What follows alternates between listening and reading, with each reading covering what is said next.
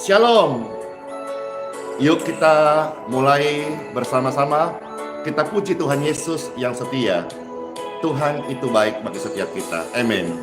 Tuhan tak pernah janji langit selalu biru, tetapi Dia berjanji selalu menyertai.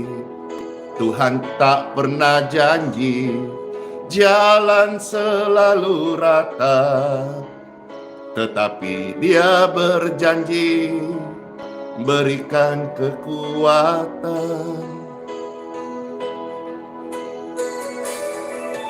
Jangan pernah menyerah, jangan berputus asa. Mujizat Tuhan ada saat hati menyembah. Jangan pernah menyerah, jangan berputus asa. Mujizat Tuhan ada bagi yang setia dan percaya. Hore! Kasih dan kuasa Tuhan sampai hari ini dinyatakan. Tuhan tidak pernah janji langit selalu biru, tetapi Dia berjanji selalu menyertai. Tuhan tak pernah janji jalan selalu rata, tetapi Dia berjanji berikan kekuatan.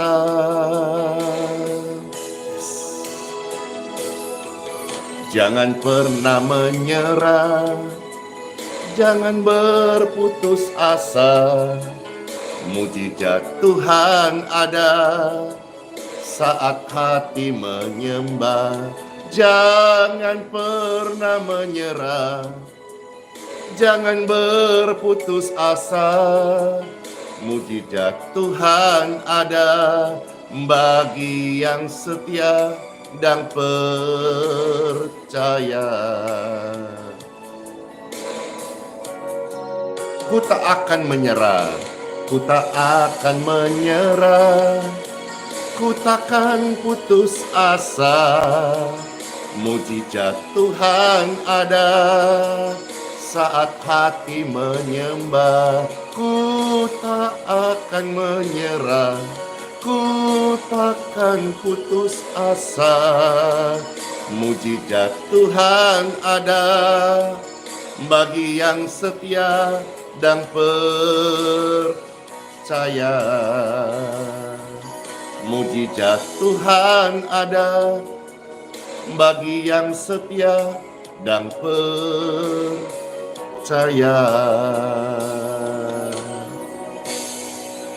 Selamat hari Minggu semuanya, dan siap-siap ke gereja masing-masing di kota mana aja nih yang bergabung saat ini. Ayo, pujian ini pasti deh menguatkan setiap kita untuk selalu bersyukur, berdoa, setia dan percaya kepada Tuhan. Janji-janji firman-Nya adalah ya dan amin. Halo semuanya. Tuhan tak pernah janji langit selalu biru, tetapi Dia berjanji selalu menyertai. Tuhan tak pernah janji jalan selalu rata, tetapi Dia berjanji berikan kekuatan. Jangan pernah menyerah, jangan berputus asa. Mujizat Tuhan ada saat hati menyembah. Jangan pernah menyerah, jangan berputus asa. Mujizat Tuhan ada bagi yang setia dan percaya. Yes, hore! Saya menyapa yang sudah ada di seputar Gereja Balikpapan, yang sudah datang, yang siap beribadah. Puji Tuhan, senang banget. Tuhan berjanji selalu menyertai setiap kita. Amin. Tuhan tak pernah janji jalan selalu rata, tetapi Dia berjanji berikan kekuatan. Oh, jangan pernah menyerah. Please, jangan berputus asa. Mujizat Tuhan ada saat hati menyembah. Jangan pernah menyerah, jangan berputus asa. Mujizat Tuhan ada bagi yang setia dan percaya. Yeay, ku tak akan menyerah, ku tak akan menyerah, ku takkan putus asa. Mujizat Tuhan ada saat aku menyembah. Ku tak akan menyerah, ku takkan putus asa. Mujizat Tuhan ada bagi yang setia dan percaya. Mujizat Tuhan ada bagi yang setia dan percaya. Yeay. Saya percaya hari ini luar biasa. Saya boleh bangun tidur dengan tubuh yang diberkati, dengan urapan dari Tuhan, dengan kasih-Nya getaran surga yang siap untuk melawat ribuan, jutaan orang percaya. Haleluya! Bapak Ibu terkasih, dengarkan ini. Tuhan itu loh yang bisa memberikan kesembuhan. Sekali lagi ya, Pastor sampaikan. Bapak Ibu terkasih, dengar ini loh. Tuhan itu loh yang bisa memberikan kesembuhan melalui doa-doa.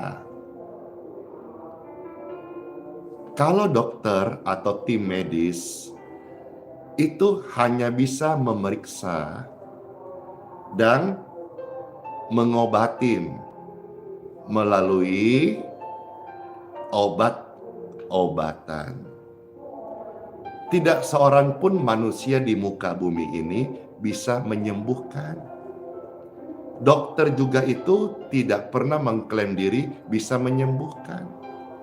Dokter memeriksa lalu mengobatin melalui obat-obatan. Tetapi kepada semua Bapak Ibu terkasih, orang percaya, tamu-tamu, pemirsa yang menyaksikan ini, saya sampaikan bahwa Tuhan itu loh yang bisa menyembuhkan. Sekali lagi, Tuhan itu loh yang bisa menyembuhkan. Tuhan Yesus pastinya. Yang saya baca di Bible, itu loh yang bisa menyembuhkan. Menyembuhkan sakit penyakit. Tuhan Yesus loh. Melalui doa-doa. Kalau dokter, tim medis, itu mengobatin melalui obat-obatan. Banyak hal yang kita mungkin memang susah memahami. Saya beri contoh satu-satu biar berimbang. Semisal ada orang yang sakit, dia ke dokter. Maka dokter itu akan memeriksa lalu memberikan dia obat. Salah satu obat juga bisa seperti ini. Contoh ya, ini obat salep. Ya, obat salep ini. Ini obat salep ini. Ting ya. Saya baca ini namanya Counterpain. Nah, waktu ini digosok di bagian misalnya sendi atau di bagian punggung, kita sulit memahami bagaimana salep ini bekerja, bisa katanya deskripsinya, bisa membuat apa ini, eee, gangguan sendi atau encok pegelinu atau apakah gitu istilahnya, bisa hilang sakitnya gitu. Sakit-sakit pinggang, kita bingung bagaimana caranya. Tapi dengan salep ini menurut deskripsinya, dioles-oles ya, lalu bagaimana caranya? Itu meresap ke dalam pori-pori, lalu rasa panas, lalu mungkin rasa enak atau bagaimanakah? Tapi memang itu bekerja lewat obat. Oke ya? Ya, langsung direspon dengan luar biasa. Kirain bisa masuk ini. Jadi ketika misalnya contoh sakit pinggang, dokter bilang ya udah kasih obat ini berupa salep ya, nanti dioles-oles, nanti bisa baikan gitu. Jadi kita bingung bagaimana ceritanya ini oles di bagian kulitnya bisa tembus ke dalam gitu. Tapi itulah mengobati melalui obat. Ya, kalau hari ini viral namanya air doa di pelayanan ini yang diberkati Tuhan. Tentu sama halnya. Tadi kan ilustrasi tentang dari obat salep. Sekarang dari biarkan imbang satu-satu. Ini air biasa. Namun pastor mendoakan sebentar juga pastor ajak kita doa sama-sama. Melalui doa dalam nama Tuhan Yesus, air biasa ini menjadi air berkat doa kesembuhan, air berkat kesembuhan. Ya. Bapak Ibu terkasih, ketika kita minum, kita juga sulit memahami bagaimana ceritanya air ini masuk ke tenggorokan kita, mengalir di tubuh kita, membawa kesembuhan. Tetapi nyatanya seperti obat tadi, dioles ada yang cocok, ada yang bisa rasa enak. Demikian pun air biasa ini. Ketika kita mohon kepada Tuhan melalui doa-doa, Tuhan bisa memberi kesembuhan lewat air biasa ini yang kita mohonkan lewat doa dalam namanya yang kudus. Waktu kita minum sebentar, entah bagaimana caranya, kita sehat. Radang, infeksi, virus, jamur, kuman itu go out dalam namanya yang kudus. Amin. Kiranya saudara-saudara ya, apa yang pastor sampaikan ini apa adanya, karena tadi tampil merek salep tidak bermaksud endorse dan saya tidak cari uang dari ini saudara-saudara sekalian, tetapi pelayanan yang hari ini saya jalankan lewat live streaming setiap hari, TikTok, Facebook, YouTube. Saya jadikan wadah untuk membagikan kabar pengharapan, kabar pengampunan, kabar keselamatan dari Tuhan Yesus Kristus. Ya, memang di dalamnya ada Tuhan kasih berkat-berkat, seperti ada yang memberkati dengan gift di TikTok, stars, bintang di Facebook, stiker di YouTube. Itu saudara-saudara berikan dengan sukarela, tergerak, tapi bukan tujuan saya untuk mencari itu. Nah, sekarang kembali kepada apa yang saya mau sampaikan, firman Tuhan, bahwa ketahuilah, sadarlah, mengertilah Bapak Ibu terkasih, yang namanya kita manusia, apalagi sekarang kita percaya Bible, Tuhan itu loh yang memberi kesembuhan melalui doa-doa. Dokter mengobati melalui obat-obatan. Jadi melalui Tuhan menyembuhkan melalui doa-doa. Dokter mengobati melalui obat-obatan. Nah, sekarang kita mau time for Bible dalam nama Bapa, Putra, dan Roh Kudus. Amin. Pasti deh diberkati Bapak Ibu sekalian mendengarkan firman Tuhan ya. Terima kasih yang sudah ramai banget ini menyapa, baik yang di online maupun yang di onsite, dengarnya ramai banget di Geraha YHS ya. Hari beribadah mereka datang beribadah dengan semangat banget. Baik saudara sekalian, pembacaan sabda firman Tuhan pastor bagikan kepada saudara hari ini. Yang pertama kita lihat bagaimana doa itu menyembuhkan. Ya, berbahagialah saudara dengar firman Tuhan. Firman yang kau dengar akan membangun, membangkitkan, menggairahkan imanmu untuk lompat-lompat semangat dan hidup. Kitab Kejadian pasal 20 ayat yang ke-17, puji Tuhan. Kitab Kejadian pasal 20 ayat yang ke-17.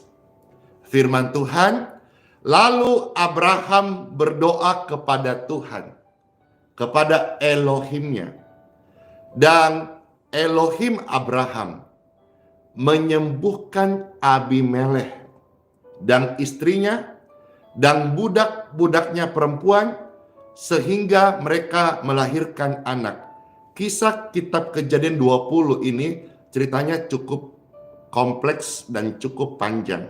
Bagaimana Abimelek itu yang melihat istri daripada Abraham, dia mau untuk memperistri karena Abraham ini mengaku itu adalah saudaranya. Karena parasnya cantik, dia takut ada apa-apa. Tapi dari pernyataan itu kita bisa melihat Abraham secara manusia ada juga sisi rasa takutnya. Meskipun waktu ditanya akhirnya ketika Abimelek itu akan mengambil istri Abraham, lalu Tuhan menegur lewat mimpi. Akhirnya dia urungkan niatnya dan dia kembalikan, dia tanya. Sekalipun Abraham di sana masih coba untuk membela diri, ya kan dia memang saudaraku dari ayahku, bukan saudara dari ibuku. Oke lah, kita tidak membahas kisah yang kompleks itu, tetapi di sini kita melihat Abraham berdoa kepada Tuhan. Lewat doa Abimelek disembuhkan. Dan lewat doa yang tadinya di istana Abimelek itu ada namanya kemandulan. Lewat doa Abraham, Abimelek disembuhkan. Jadi sekali lagi, Tuhan itu loh yang menyembuhkan sakit. Jelas ya? Ketika Abraham berdoa untuk Abimelek kepada Tuhan, Abimelek disembuhkan.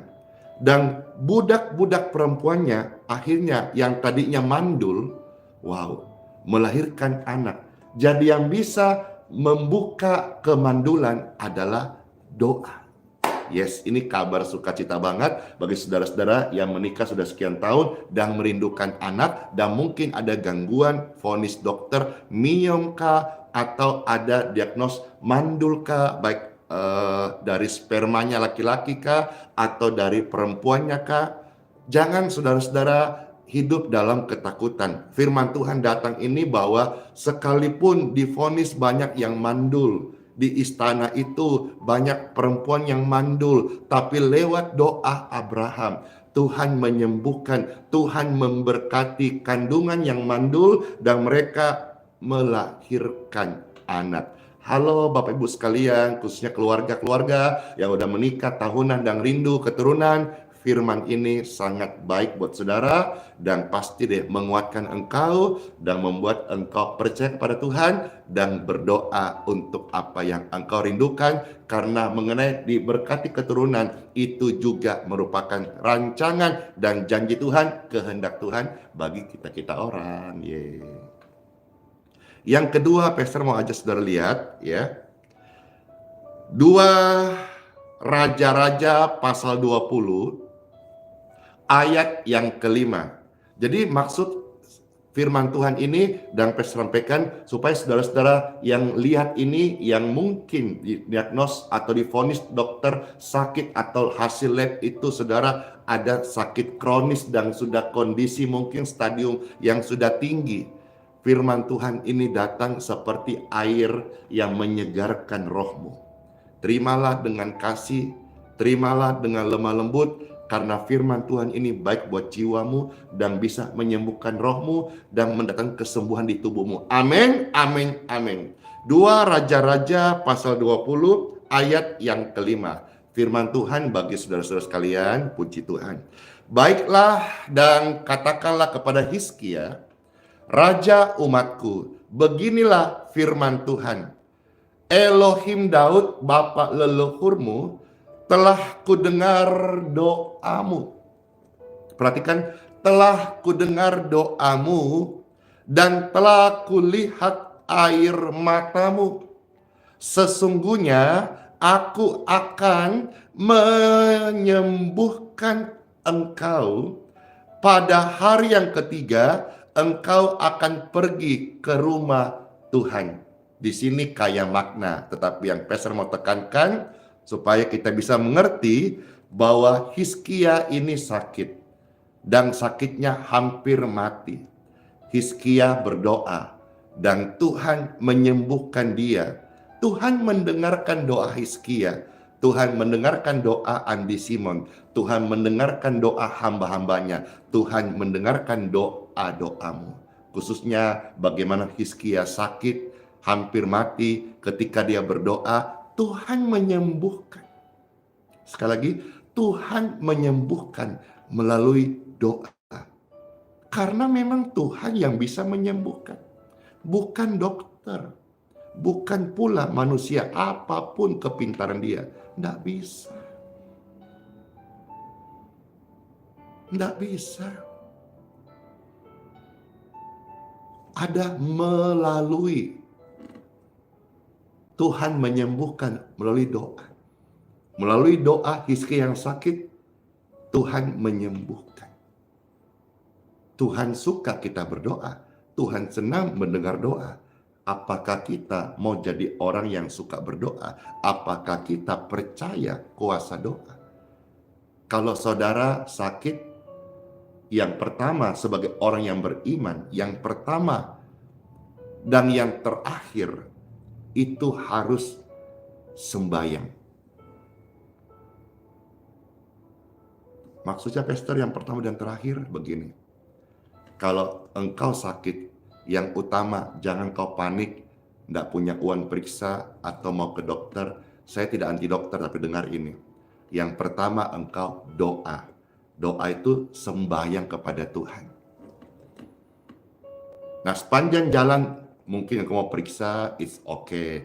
Mau cek-cek, lihat medisnya gimana, it's okay. Tapi yang paling pertama doa. Ingat ya, yang paling pertama doa dan yang terakhir doa.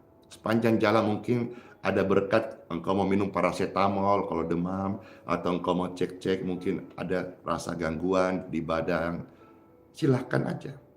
Sekali lagi saya hamba Tuhan tidak anti medis, tidak anti dokter. Ya, saya percaya mujizat, tetapi saya tahu juga bahwa dokter Tuhan pakai untuk memeriksa, mendiagnos, dan juga bisa mengobati dengan bantuan melalui obat-obatan yang dikasih. Terus katakan bahwa doa yang pertama dan yang terakhir. Bukan dokter yang pertama, menurut saya sebagai hamba Tuhan. Bukan juga obat yang pertama, doa. Kita lihat, orang-orang yang misalnya tidak percaya kuasa doa, tidak jadikan sembahyang yang pertama. Orang itu satu hari ketika meninggal dunia, dia toh juga nanti akan disembahyangi. Bahkan orang-orang yang tidak percaya kuasa doa dan sembahyang kepada Tuhan, dan dia andalkan uang, andalkan medis, andalkan dokter, andalkan obat-obatan only, bukan utama doa. Lihat, ada saat di mana dokter yang menangani engkau akan berkata, banyak-banyak berdoa, atau bawa dalam doa. Atau mungkin karena kondisi medismu memburuk, dia nggak ngomong sama saudara, dia ngomong sama keluargamu, sama istrimu, sama anakmu. Obat udah nggak bisa masuk. Kami medis angkat tangan. Tinggal doa yang bisa menyembuhkan. Halo, pernahkah dengar seperti ini? Daripada saudara nanti dengar dari dokter, saya hamba Tuhan kasih tahu. Yang utama adalah doa. Yang terakhir adalah doa. Maksudnya apa? Siapapun kita suatu hari akan meninggal. Entahkah engkau berdoa selama hidupmu atau engkau tidak berdoa. Yang namanya kita budaya di Indonesia ini, kalau meninggal pasti disembayangi, pasti ada kebaktian, pasti ada doa-doa. Jadi kalau nanti akhir hidup manusia, apakah dia percaya tidak percaya, toh juga akan disembayangin, didoakan. Kenapa kita yang hidup waktu ada pergumulan sakit yang utama Seharusnya memang kita utamakan dengan doa, sembahyang. Itulah ciri manusia Tuhan. Orang yang beriman, segala sesuatu dia akan landaskan dengan doa. Mungkin bukan hal sakit hari ini, hal mulai engkau merintis usaha. Kenapa tidak dengan doa? Kenapa kita mulai dengan kesombongan? Kenapa kita mulai dengan kedagingan? Karena merasa pintar. No. Doalah. Doa itu yang utama. Dan kita melihat bagaimana Hizkia. Dia berdoa dan Tuhan menyembuhkan melalui doa-doa. Keren banget kan? Puji Tuhan.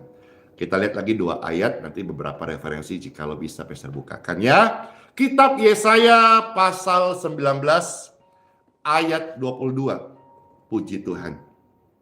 Kitab Yesaya pasal 19 ayat yang ke-22. Puji Tuhan, puji Tuhan. Baik, Pastor bacakan Kitab Yesaya 19 ayat 22 ya. Firman Tuhan di sini dikatakan Tuhan akan menghajar orang Mesir. Akan menghajar dan menyembuhkan. Dan mereka akan berbalik kepada Tuhan dan Ia akan mengabulkan doa mereka serta menyembuhkan mereka. Jadi di sini ada 2 kata, bukan hanya menyembuhkan. Tuhan itu menghajar. Kita perlu referensi. Ya, supaya kita bisa memahami makna-makna firman ini yang tersirat dan menjadi rema untuk kehidupan kita. Tuhan itu menghajar dan menyembuhkan. Kalau menyembuhkan, tadi kita udah lihat 2 ayat ya sebelumnya, bagaimana melalui doa Tuhan menyembuhkan. Tapi di sini ada kata Tuhan menghajar. Tapi Tuhan juga menyembuhkan. Pastor teringat di dalam kitab Wahyu pasal yang ketiga ya, ayat yang ke-19. Puji Tuhan. Kitab Wahyu pasal 3 ayat 19. Di sana ada kata menghajar. Kata hajar di sana ada. Kitab Wahyu pasal 3 ayat 19. Pastor bacakan ya. Wahyu 3:19. Barang siapa kukasihi, ia kutegor dan kuhajar. Ya, jadi Pastor bisa mengambil referensi ini sebagai korelasi. Barang siapa yang dikasihi Tuhan, ia ditegur dan dihajar. Jadi bisa kita mengerti, dihajar bukan karena kesel, dengki, iri, marah, benci, dendam. Dihajar oleh karena kasih. Bisa sih kita paham gak sih kira-kira dihajar karena kasih itu seperti apa? Paham ya? Barang siapa yang dikasih oleh Tuhan, ia akan ditegur dan dihajar. Tujuannya apa? Supaya ia bertobat. Itu kata kitab Wahyu pasal 19. Waktu engkau ditegur dan dihajar, hatimu ini kamu harus rendahkan. Hatimu ini harus rela. Kerelaan hati itu membuat hidup menjadi lebih enteng. Saudara-saudara mau naik pesawat, harus rela. Apapun yang terjadi nanti di penerbangan, sudah rela, itu jauh lebih enteng daripada kita pegang semua ketakutan kita. Bapak Ibu sekalian, hidup yang rela itu luar biasa. Ketika kita bantu orang, kita udah rela bantuan kita ini tidak harap kembali. Besok-besok kita dikembalikan, puji Tuhan. Nggak kembali, sudah rela. Kerelaan hati itu penting. Kita berbuat baik kepada orang dengan rela. Lalu kita difitnah, dijolimi. Itu akan membuat kita enteng ketika sudah rela. Kalau kita belum rela, kita ungkit-ungkit, kita bisa panas hati. Dan itu membuat kita sakit sendiri. Bapak Ibu sekalian dengarkan. Ada Tuhan berkata tadi, Dia menghajar dan menyembuhkan. Jadi waktu Tuhan menghajar, itu karena kasih. Barang siapa yang dikasih oleh Tuhan, ia ditegur, ia dihajar. Tapi Tuhan mau relakan hatimu dan bertobat. bertobatlah. Paham? Supaya kita bertobat. Kalau hari ini saudara-saudara maaf, ada kelemahan tubuh karena kesalahan di masa lalu, bertobatlah. Tuhan bukan hanya mau menyembuhkanmu, Tuhan mau kau bertobat. Paham? Coba lihat beberapa referensi yang lain ya. Di dalam kitab Amsal pasal 3 ya, ayat yang ke-12. Amsal pasal 3 ayat 12. Pastor bacakan ya, Amsal pasal 3 ayat 12. Karena Tuhan itu memberi ajaran kepada yang dikasihinya. Tambah jelaskan. Tuhan memberi ajaran kepada yang dikasihinya seperti seorang ayah kepada anak yang disayangi.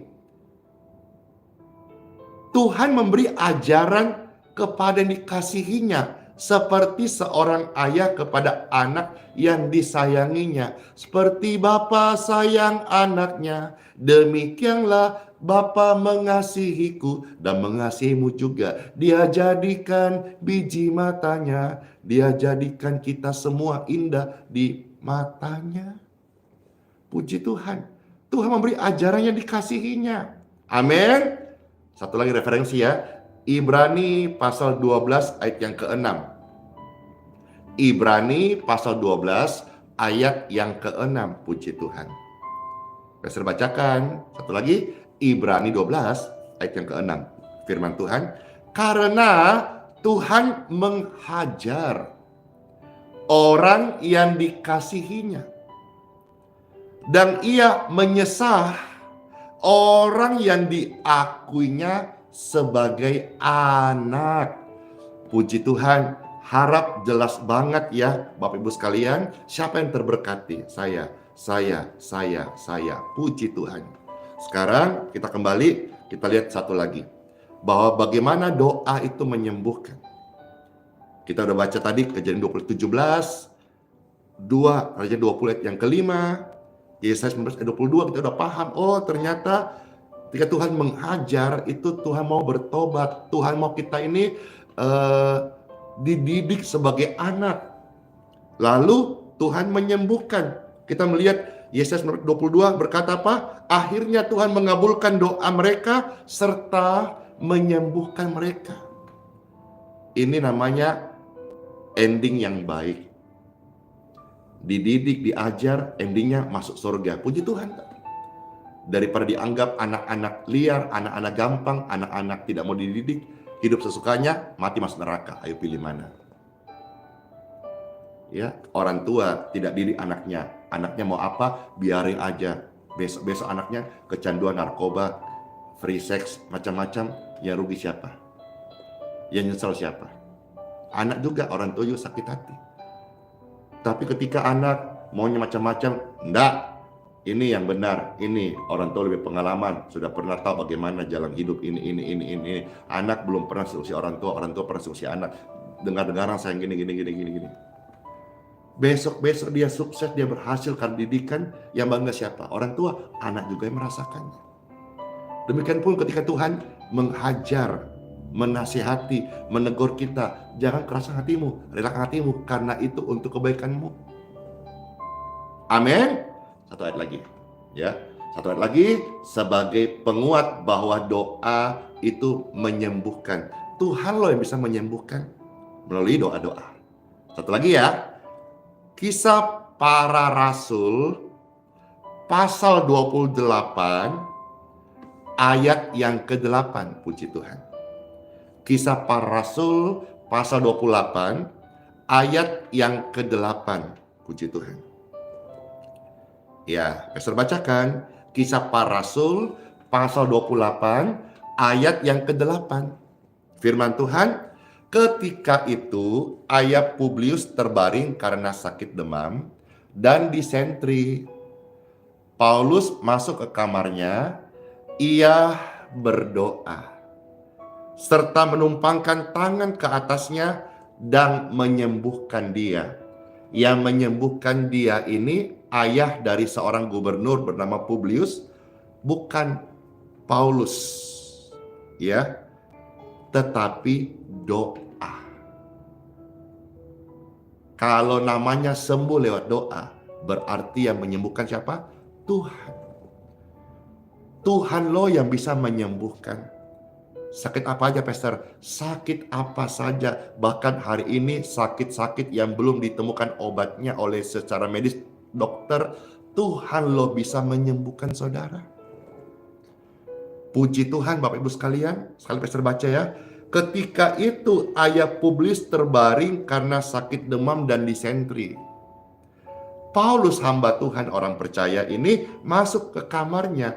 Ia berdoa menumpangkan tangan ke atasnya dan menyembuhkan dia. Di sini kembali Pastor tekankan, yang menyembuhkan bukan hamba Tuhan, tetapi doa.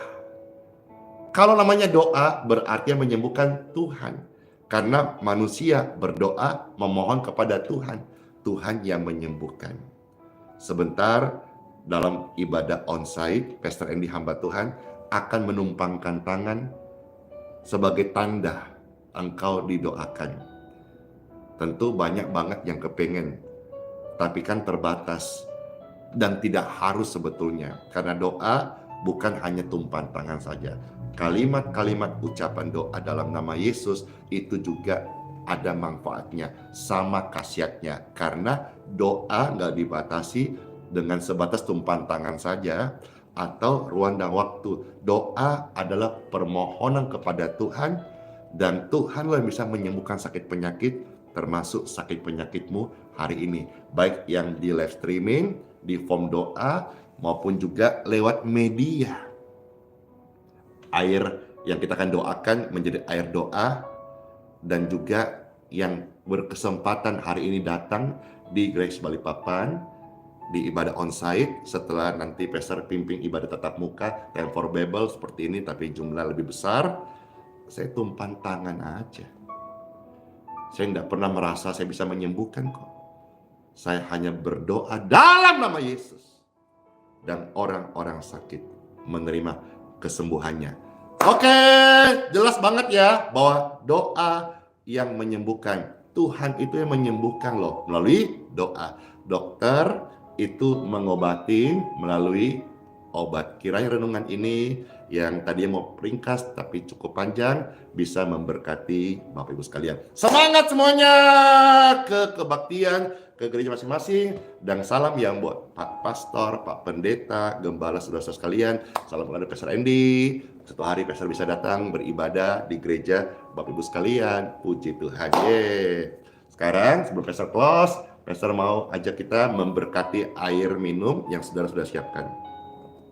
Air minum ini saudara bisa pegang, saudara kalau mungkin jumlah banyak, atau mungkin tadi kemarin ada yang bilang galon, Pastor, ya terserah saudara-saudara sekalian, itu air minum, layak minum, arahkan tanganmu ke sana. Diberkatilah air minum baik yang mereka pegang maupun mereka tumpah tangan. Air biasa ini menjadi air berkat, air doa yang membawa kesembuhan dalam nama Tuhan Yesus Kristus.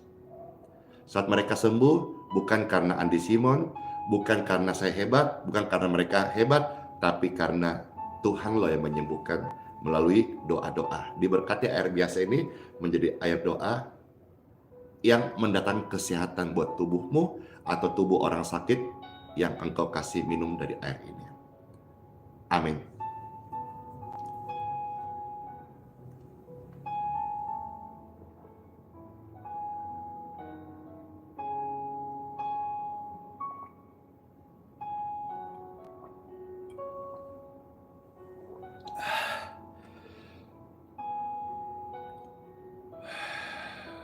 Puji Tuhan banget ya.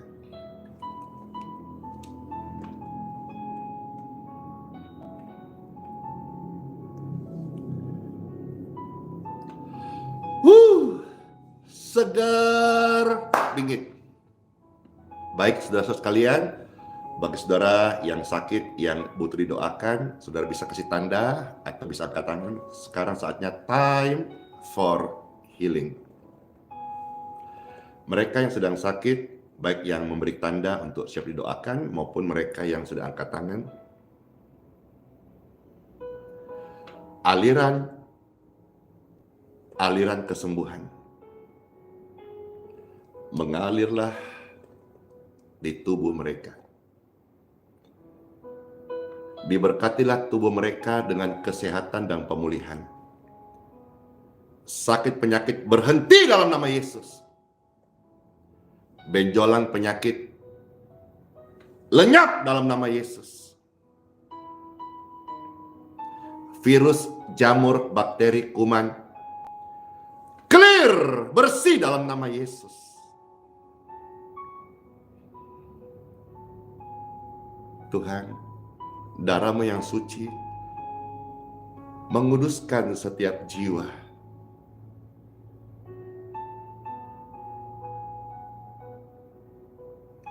Menguduskan Engkau